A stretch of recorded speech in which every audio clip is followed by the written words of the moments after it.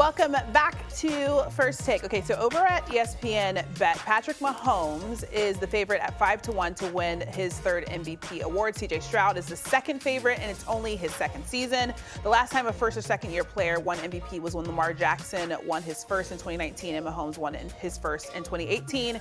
Reigning MVP Lamar Jackson has the fifth shortest odds at 13-1. So Harry, who do you like to win the MVP? I want you to start with Mike T. Mike T. Who do you like to win the MVP this season? Jordan Love. Is there anybody else? I mean, oh God. When we look he gonna at, die. He gonna die on this Jordan Love train. I'm just going by the facts. You didn't transfer from Justin Herbert to Jordan Love. I just expanded the family. That's all.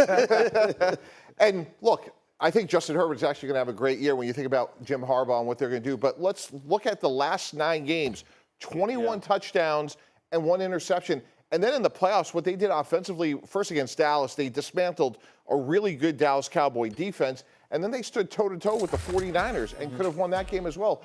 So to me, when you look at 24 years old, 6'4", really good athlete, and then let's talk about their skill group, guys. When you talk about Dontavius Wicks, like he may be their 4th best receiver between Dobbs and Watson, Jaden Reed, and then you talk about Musgrave. And by the way, go out and get Josh Jacobs. Their one question they had on offense to me was left tackle. They draft Jordan Morgan, who I think could go in and play left tackle better than what it was a year ago. David Bakhtiari obviously hasn't played. So not only do I think Jordan Love has all the skills, to me, I thought he was really accurate. I thought he processed really well. I thought he knew where he was going with the ball most of the time before the ball was ever snapped, which makes it even harder, as you know, RC, to defend him. And you look at this offense has no holes, and they're deep. And I don't know, who else is in a better position. I think for me, I'm gonna go with CJ Stroud, and here's why. When you're able to win your division, in which they did the AFC South last year, 2024, you're gonna play a first-place schedule. And I'm looking amongst this schedule, all the guys that he has to go against: Baltimore Ravens and Lamar Jackson, Buffalo and Josh Allen, Trevor Lawrence in Jacksonville, Jordan Love in Green Bay, Aaron Rodgers in the Jets, the Lions and Jared Goff, Dallas and Dak Prescott, Tua in Miami, Kansas City and Patrick Mahomes. If CJ Stroud is able to have success and go 5-3, or we should say 6-2 in any of those games, I think he's going to be up for the MVP. And what we do know about CJ Stroud is that he has that clutch gene.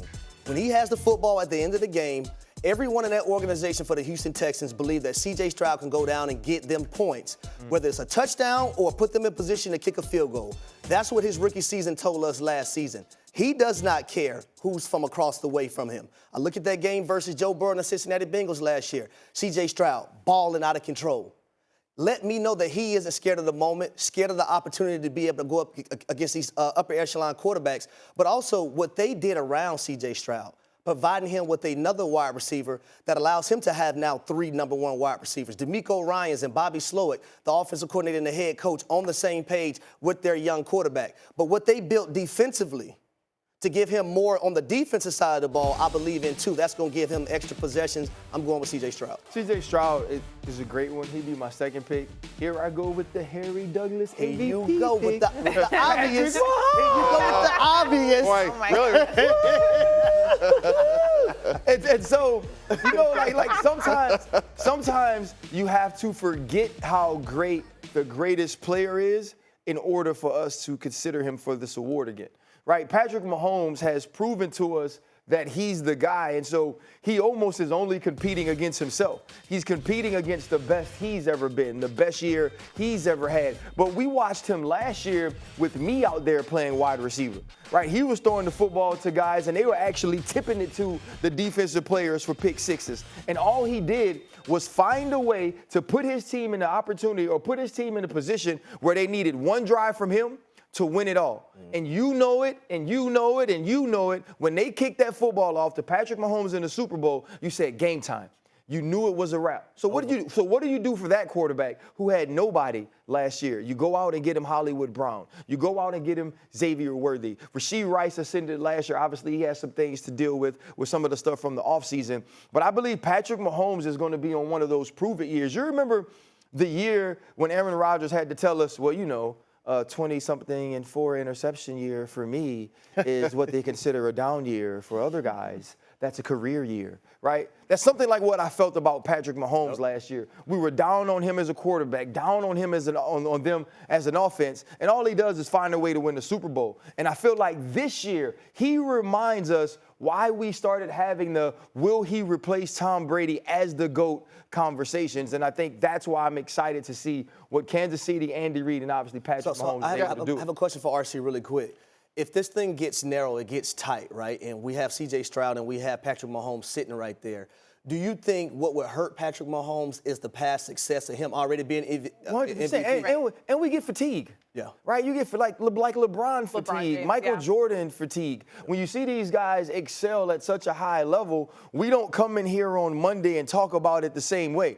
Whereas if CJ Stroud goes into Baltimore and beats the Baltimore Ravens after the way the divisional playoff round went last year and plays extremely well, that's all we're going to talk about. Or if Stephon Diggs goes back to what he was his first year or second year in Buffalo, and we see that essentially we saw from Josh Allen when they acquired Stephon Diggs, that's what we'll talk about. And the Kansas City Chiefs could be trudging along and they could be 8-2, and Patrick Mahomes can be playing Mahomes like football, but it won't be as impressive to us as it is to watch CJ Stroud become the guy. And taking nothing away from Patrick Mahomes is obviously undeniably great. I feel like you're trying to take it away from getting but yeah, here it comes.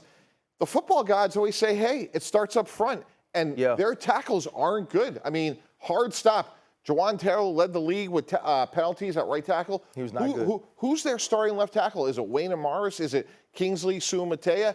And to me, like, as great as Patrick Mahomes, and he's great, he's in the Hall of Fame tomorrow, like, at some point, not having dependable tackle play can catch up to you. So to me, when we're talking about CJ Stroud, Jordan Love, whomever, like, at some point for the Chiefs, despite Xavier Worthy, Hollywood Brown, it's going to matter that their tackles really struggle. Breece Hall, when you think of what he's done in a limited capacity in New York, never having a guy like Aaron Rodgers at the quarterback position, you go out and you add Mike Williams, who can be a deep play threat on the other side of Garrett Wilson, who everybody in the secondary knew is, they threw in the ball to Garrett. Right? And now Breece Hall, who's shown explosivity, right? Who's shown he's a guy that can carry the football. When you look at what he was able to do in a record-breaking career at Iowa State, along with Brock Purdy, I think this is the year we finally get to see the fullness of who he is at the running back position. And he will be somebody who I think has a Christian McCaffrey year. And for whatever you want to feel about Jeremy Fowler's list, they actually listed him second behind Christian McCaffrey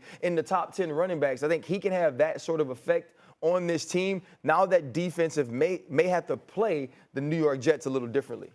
Well, look, we're in the running back conversation. I'm going to go with Saquon Barkley, and here's why. Good one. I think he's going to make Jalen Hurts healthier and better, number one. And number two, if they get to the point where they're using the tush push and they put him behind center, his statistics, guys, the number of touchdowns, I mean, he may shatter records. What a slick thought. Right?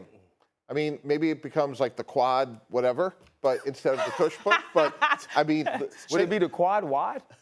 It'd be the quad wide? I don't like that one. Excuse me. I know what I can't excuse. We'll parse it out. Excuse me. I'm gonna go with Derrick Henry. Yeah. I'm gonna go with D. Hen. When you look at him as a player, for the last 5 years, this young man was top 2 in rushing yards in the NFL.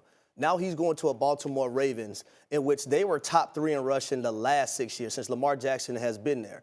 But here's the catcher. Lamar Jackson has never had a closer outside of himself on that offense. Now he has that with Derrick Henry. So late in games, instead of Lamar Jackson, we're not going to put it all on your shoulders, Todd Monken. We're going to let Derrick Henry do his thing, the same person that led a team to an AFC championship game by himself when Baltimore was the number 1 seed and he went in there and ran crazy. So I'm going to go with Derrick Henry in those regards. Yeah, last year Baltimore blew fourth-quarter leads to the Colts, Browns, and Steelers. So Derrick Henry to me is a great closer, pass to score and run to win. How about the thigh drive?